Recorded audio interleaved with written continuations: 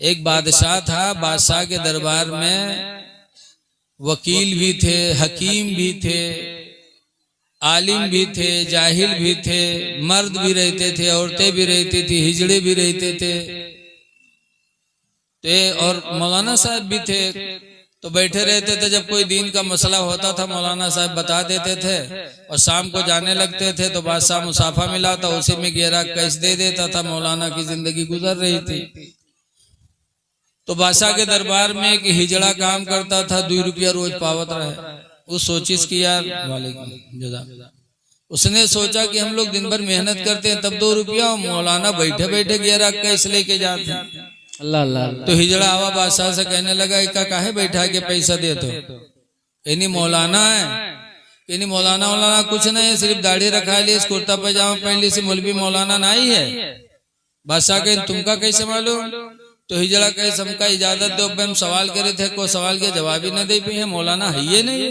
अल्लाह अल्लाह। तो बादशाह कहे पूछो। तो बादशाह ने कहा बताइए। तो आलिम साहब ने कहा बोलो। तो हिजड़ा ने कहा बताओ कि दुनिया का बीचों बीच हिस्सा कहाँ है?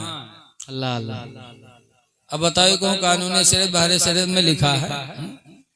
हम आए यहाँ तकरीर करे और हम यहाँ से वापस जे ननपारा कहाँ हुआ गिराओ जादमपुर हुआ के बीचों बीच हिस्सा कहाँ है, तो हम कहा बताइए? यही कहे तकरीर करेंगे रहन क्यों नापे गए। और मौलाना साहब से पूरी दुनिया का बीचों बीच हिस्सा पूछे, अल्लाह। नमाज के मसला पूछत, वजू के मसला पूछत, तो मौलाना साहब बताई थी। अब मौलाना साहब घबराने कहीं ना और कोई सवाल है, कहीं ना एक सवाल और है, कहीं का कहीं नहीं बताओ कि आसमान पर तारे कत्ते, अल्लाह को नहीं लिखा, अल्लाह। कहीं ना और कुछ कहें, एक सवाल और है, कहीं का कहीं नहीं बताओ दुनिया में यहाँ मर्द कितने औरतें कितनी, अल्लाह। अभी का मौलवी मौलाना कहा जाने बेचारे। अब वो हिजड़ा के यहाँ दीन के बाद तो पूछे नहीं रहे, मौलाना का रुसवा करे रहे। तो मौलाना कहे और कोई बात, तो हिजड़ा कहने भाई 3 सवाल के जवाब दे दो। तो मौलाना ने बादशाह से कहा कि हुजूर 1 दिन की मोहलत चाहता हूँ, परसों इन सवालों का जवाब दूंगा। हिजड़ा कहे देखो अगर ये मौलाना हो तो 1 सवाल के तो जवाब देवे करे, ये मौलाना नहीं रहा, फोकट के रुपया ले जाते आपसे। तो बादशाह भी नाराज हुआ, कहा जब तुमको कुछ मालूम नहीं तो क्यों आके नजराना लेके जाते थे? यानी हुजूर परसों बताऊंगा। कहा परसों नहीं बताओगे तो तुमको फांसी पे लटकाएंगे। और पहले के बादशाह जो करते थे जो कहते थे वो करते थे। जी जी। अब मौलाना बेचारे वहां से आए, अपने घर पर लेटे, अब कोई किताब के बात हो तो किताब उल्टे पुलटे, अब लेटे हो कब हुई करवट कब हूँ करवट, चढ़ा बुखार मौलाना के कि जान पैबे न परसों तो फांसी हुई जी। तो बहुत परेशान मौलाना। इतने में मौलाना का धोबी जो कपड़ा धोता था वो धोबी कपड़ा लेकर के आया, दरवाजा खटखटाया, मौलाना साहब आए, कपड़ा लिया, चेहरा उतरा हुआ। तो धोबी ने कहा क्या बात है हजरत? कहीं कोई बात नहीं कुछ बताइए। तो आज बहुत परेशान है। अरे यार वो बादशाह के दरबार में एक हिजड़ा है, उसने कुछ सवाल पूछा, उसी के जवाब में मैं उलझा हुआ हूँ। तो धोबी ने कहा क्या पूछा है? कहा जाओ यार अपन काम करो, हमका परेशान न करो। तो कहने कुछ बताइए तो कहा 3 सवाल किया उसने। कहा क्या? कहा पहला सवाल ये कि दुनिया का बीचों बीच हिस्सा कहाँ, दूसरा सवाल ये कि आसमान पर तारे कितने, और तीसरा सवाल ये कि दुनिया में मर्द कितने औरतें कितनी। तो कहा आपने क्या कहा? मैंने कहा परसों बताऊंगा। तो बादशाह ने कहा नहीं बताओगे तो फांसी देंगे। धोबी ने कहा जाइए आप आराम से लेटिए, चिंता मत करिए, और परसों जब आप जाइएगा आपसे पूछेंगे तो आप कहिएगा ये छोटे छोटे मसले मेरे शान के खिलाफ है, बताना इन छोटे छोटे मसलों का जवाब तो मेरा धोबी बता देगा और मैं आकर के बता दूंगा। तो मौलाना कहीं नारे जिंदगी भर हम पढ़े पढ़ाए हमका नहीं पता, तुझका कैसे मालूम है? तो कहने हम जानते हैं इसको।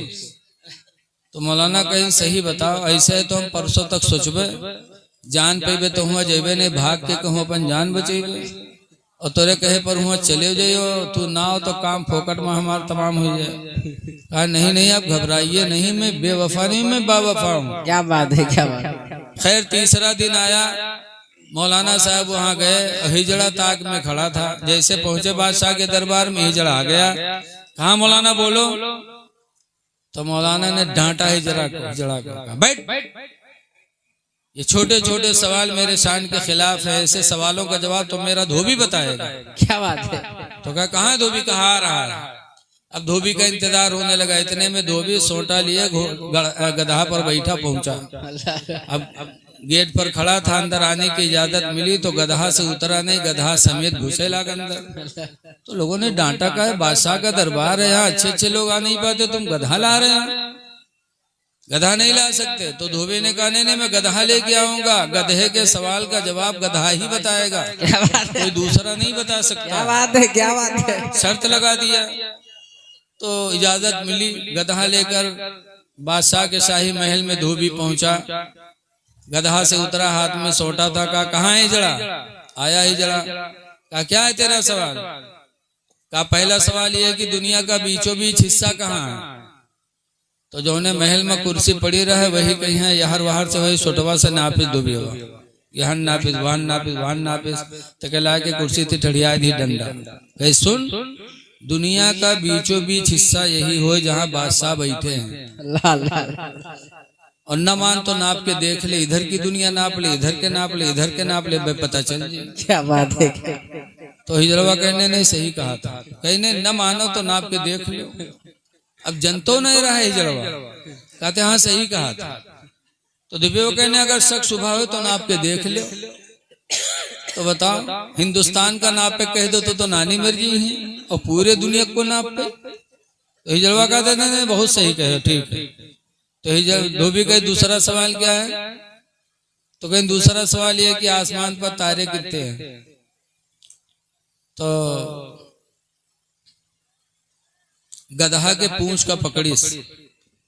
हिजड़ा से कहे सुन, गधे के पूंछ को छोड़कर इसके बदन में जितने बाल हैं उतने ही आसमान में तारे हैं, और न मान तो गिन के देख ले।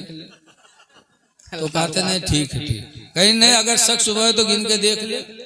अब वो गधा बाल कहाँ गिन सकत रहे धूप हिजड़ा, और जनतो नहीं रहा, सिर्फ मौलाना का भगावे मारे सब सोचे बैठे। कहने नहीं सही कहते हो। कहीं तीसरा सवाल क्या है, कहीं दुनिया में मर्द कितने औरतें कितनी हैं। वह धोबी गिनती गिने लाग, 1 2 3 4 5 6 7 8 9 10 11 12 13 14 15 16 17 तक गिनती छोड़ दी, फिर शुरू से गिने लगे 1 2 3 4 5 6 7। कुछ दूर तक गिना, फिर छोड़ा, फिर शुरू से गिनने लगा। 3-4 मरतबा गिनती गिनी छोड़ीस, गिनती गिनी छोड़ीस। वो के बाद हिजड़ा पकड़ी से वही सोटा से पीटे ला। जब पीटे ला तो हिजड़ा चिल्लाना का बादशाह सलामत बताइए बचाइए।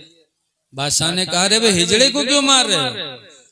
तो धोबी ने कहा चुप रहिए, पहले इसको मार डालूंगा फिर बताऊंगा कितने मर्द कितने औरतें हैं।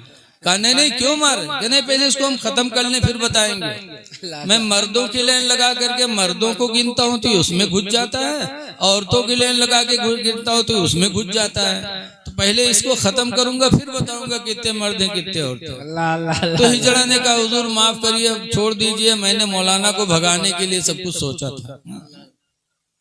तो मौलाना से जला तो मारा भी गया, रुसवा भी हुआ। क्या जो अक्लमंद लोग हैं वो आलिम मौलाना की बुराई नहीं करते। बेशक कमी हो सकती है, कोई सोचत है कि तो मौलवी मौलाना फरिश्ता है, फरिश्ते नहीं है, इंसान है। इंसान के नाते इनसे गलतियां हो सकती हैं, लेकिन इनकी गलतियां आप होटल पे न बयान करो, इनके घर में जा करके इनसे मिलो, इनके हुजरे में मिलो कि हजरत आपके अंदर ये कमी है, हम गलत समझ रहे हो तो हमको समझा दीजिए, या आप ही के अंदर गलती हो तो आप अपनी इस्लाह कर लीजिए, तो आपको सवाब मिलेगा, आपको सवाब मिलेगा। बहरहाल दरूद शरीफ पढ़िए, अल्लाहुम्मा सल्ली अला सय्यिदना मौलाना मुहम्मद बारिक वसल्लिम सलातो व सलामन अलैका या सय्यदी या रसूल अल्लाह सल्लल्लाहु तआला अलैहि वसल्लम। सूरह कहफ की आखिरी आयत मैंने पढ़ा है, 16वां पारा है। अल्लाह फरमाता है फमन कान यरजू लिका रब्बिही, जो अपने रब से मुलाकात करना चाहता हो, जो अपने रब से मुलाकात की उम्मीद रखता हो कि हम अपने रब से मिलेंगे, तो अल्लाह कहता फलियामल अमलन सालिहा, तो चाहिए कि वो अच्छा अमल करे। सुभान अल्लाह। अमल सालिहा करो अगर खुदा से मिलने की उम्मीद है तो। बेशक बेशक। अमल सालिहा में सबसे बेहतर अमल क्या है? तो वो नमाज है, आप जानते हैं। सबसे बेहतर अमल नमाज। इसीलिए अल्लाह के रसूल सल्लल्लाहु अलैहि वसल्लम ने फरमाया अस्सलातु इमादुद्दीन, नमाज